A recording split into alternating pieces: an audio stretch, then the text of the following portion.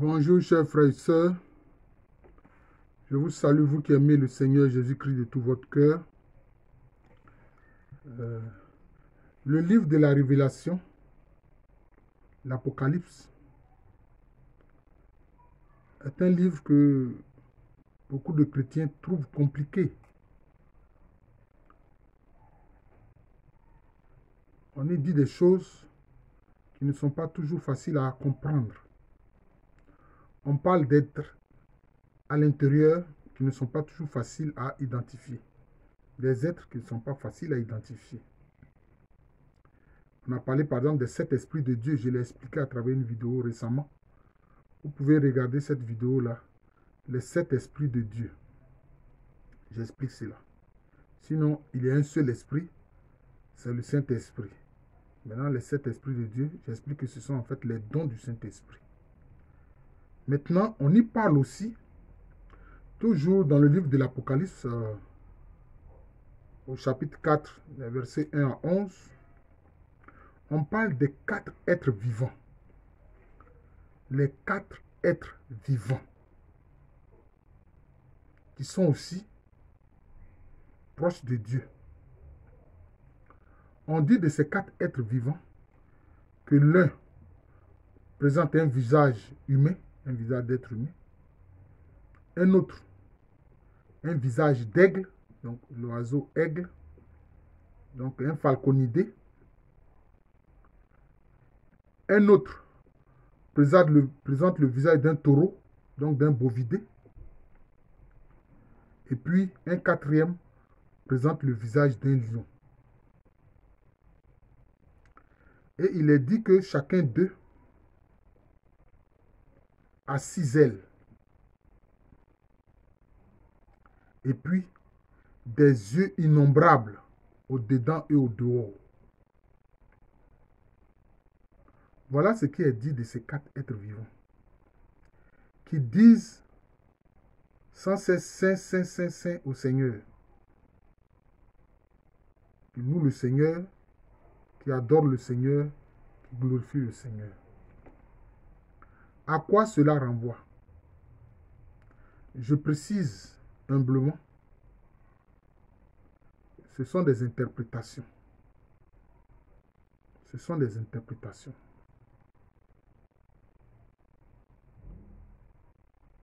Ce sont des interprétations théologiques. Ce n'est pas impératif, ce n'est pas ce que j'ai dit. J'ai dit que ce sont simplement des interprétations. Alors, en général, il faut comprendre que ces 4 êtres vivants, parce que ce qui est vivant,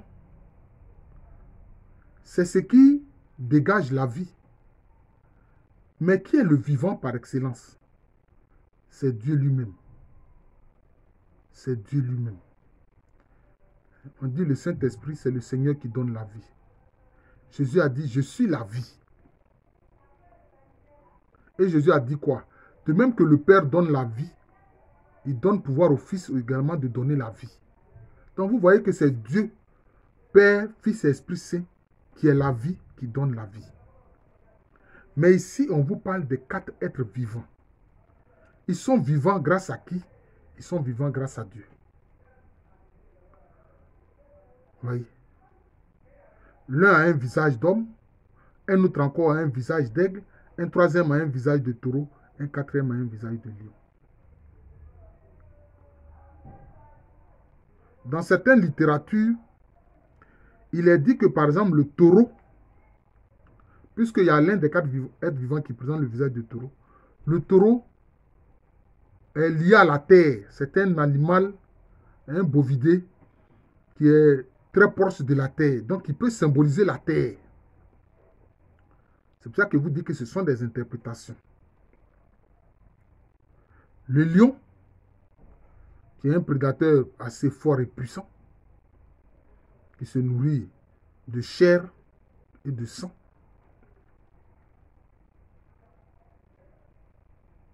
peut se rapprocher du feu. Voilà. Parce que boire le sang, manger le sang, Le sang, c'est comme du feu. C'est rouge comme du feu. Vous comprenez? L'aigle est un falconidé. C'est un oiseau falconidé.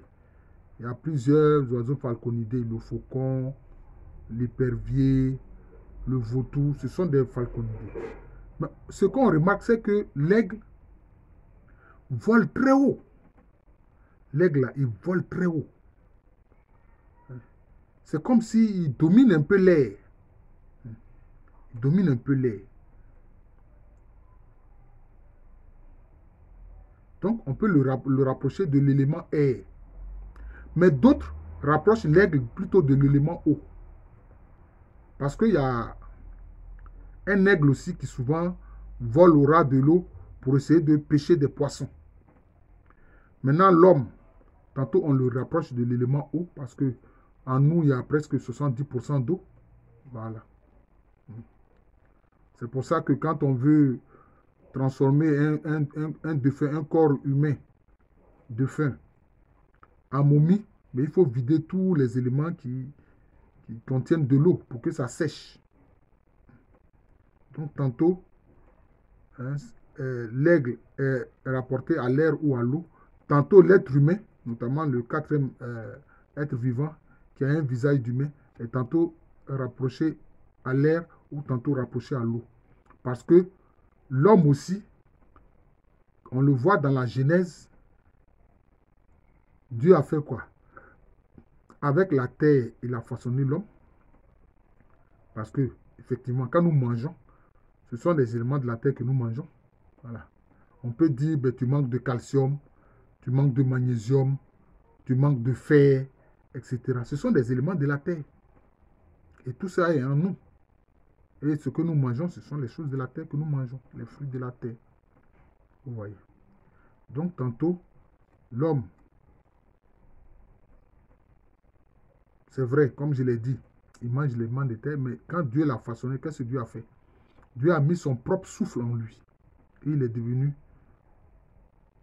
un être vivant. Dieu a mis son propre souffle divin en l'être humain. Pour que l'être humain devienne un être vivant. Ouais. Donc les 4 êtres vivants, ils sont vivants parce que des éléments de Dieu sont en eux pour les faire vivre. Pour qu'ils soient des êtres vivants. Mais à quoi cela peut renvoyer? Vous remarquez que ces 4 êtres vivants sont très proches du Créateur. Ils voient le Créateur et ils l'adorent sans cesse en disant Saint, Saint, Saint. Donc, pour certains exégètes, hein, ils disent que, bon, ça représente ce qu'on appelle les 4 éléments. Le feu, l'eau, la terre et l'air. Mais au plan divin, ce n'est pas n'importe quelle terre. Ce n'est pas n'importe quelle eau. Ce n'est pas n'importe quel air. Ce n'est pas n'importe quel feu. Vous comprenez? On peut dire que ici, ce sont des analogies. Hein. Ce sont des analogies. Je dis tout ça, ce sont des interprétations théologiques. Je ne dis pas que c'est un dogme ou bien c'est la vérité ontologique. Ce n'est pas ce que je dis. Mais j'interprète. Vous voyez que ce sont des images, les 4 êtres vivants. Il faut interpréter. C'est une interprétation, il peut y en avoir d'autres. Le lion représente donc le feu.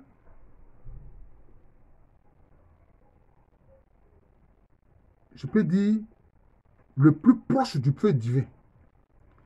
Le lion ici est une image, est une représentation du feu divin. J'ai fait une vidéo sur le feu divin. Vous voyez que le feu divin, on sent sa présence. Il brûle, mais il ne consume pas. C'est ce que Moïse a vu à travers le buisson ardent. Il voit que le buisson ardent est en feu. Mais le buisson n'est pas consumé. Alors que le feu terrestre, ça consume ce que ça touche. Oui. Donc, le lion ici représente le feu qui est le plus proche du feu divin. Est-ce que vous comprenez? C'est le feu qui est le plus proche du feu divin. Le feu divin qui est aussi une manifestation même du Créateur lui-même, de Dieu lui-même. Ça, c'est le premier élément que je voudrais dire. Le taureau est une représentation de la terre des vivants. De la terre des vivants. De la terre qui est la plus proche de la terre des vivants. C'est ça ici le cas qu'on voit à travers le visage du taureau. C'est la terre la plus proche de la terre des vivants. L'aigle, selon les cas comme je l'ai expliqué ici, ça peut être ici la créature ou l'être le plus proche, soit de l'eau vive, soit du souffle divin. L'un ou l'autre. Parce que je vous ai dit ici que quelquefois, on rattache l'aigle à l'air ou à l'eau. Et on rattache aussi l'homme aussi quelquefois à l'air ou à l'eau. Donc voilà. Donc ici, l'aigle peut représenter l'élément, l'être qui est le plus proche. Dans les 4 êtres vivants, bien sûr, celui qui présente le visage d'aigle est l'être, le quatrième qui a le visage d'aigle, donc est proche du souffle divin ou de l'eau vive. Il est proche du souffle divin ou de l'eau vive. L'être humain aussi, celui qui présente en fait le visage humain, le 4e être vivant qui présente le visage d'être humain, est le plus proche de l'eau vive ou du souffle divin. Mais moi, personnellement, si je devais faire un choix, je dirais que c'est l'homme, ici, celui qui présente le visage humain, est une représentation de ce qui est le plus proche du souffle divin. Puisque quand Dieu crée l'homme, il met son propre souffle en lui. Voilà. Et l'aigle, c'est vrai, il vole très haut dans le ciel, mais je préfère le rattacher à l'eau. Je préfère le rattacher à l'eau. Qui est ici, dans le cas de l'être vivant, proche de l'aigle, qui est proche de l'eau vive. Qui est proche de l'eau vive. Voilà. Maintenant, on dit qu'ils ont des yeux au-dedans et au-dehors. Pourquoi? Les yeux permettent de voir quoi? Les yeux permettent de voir. Mais ici, le fait qu'ils aient des yeux innombrables, cela veut dire quoi? Cela veut dire qu'ils voient tout l'univers. Puisque ces 4 êtres vivants sont très proches de Dieu et ils voient Dieu, ils adorent Dieu. Donc, ils voient tout l'univers. Par ces yeux innombrables-là, ils voient tout l'univers. Ils voient toute la création. Ils ont la capacité de voir toute la création. C'est pour ça qu'on dit qu'ils ont des yeux innombrables au-dedans et au-dehors. Vous voyez, au-dedans et au-dehors. Et ils adorent Dieu sans cesse en disant Saint, Saint, Saint, Saint. Vous voyez, donc c'est un peu ça. Et puis, ils ont chacun 6 ailes. 6 ailes. Vous voyez, 6 ailes. Alors, si on veut faire une interprétation,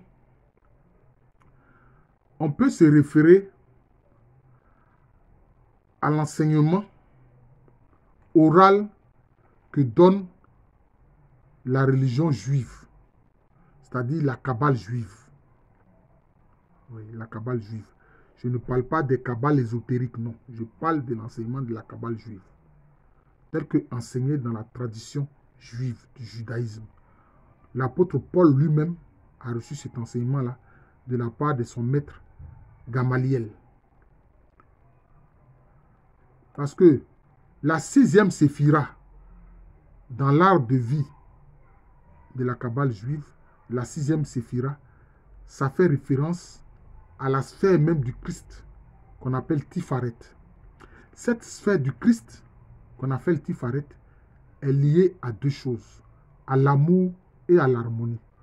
C'est là que sont, justement, c'est là que travaillent les anges qu'on appelle les vertus. Les anges qu'on appelle les vertus. Les anges qu'on appelle les vertus. Oui. Donc, cela veut dire quoi? Le fait qu'ils aient 6 ailes, cela veut dire qu'aussi, ces 4 êtres vivants expriment aussi, à leur niveau, l'harmonie, les vertus, l'amour divin. Ces 4 êtres vivants aussi expriment l'amour divin. Ils expriment les vertus. Ils expriment l'harmonie divine.